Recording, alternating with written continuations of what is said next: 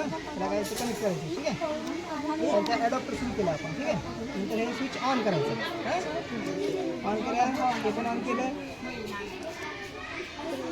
फिरवलं हे तर नाही आलं का.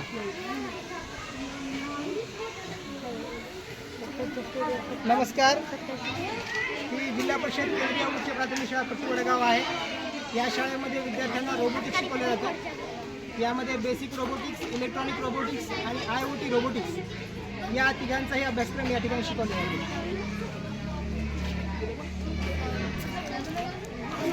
रेडिंग करायचं असं ठीक आहे. स्पीड कमी केली कमी झाली आहे ना. ती वाढवली वाढलं ठीक आहे. करा आता दुसरं मॉडेल तयार करा.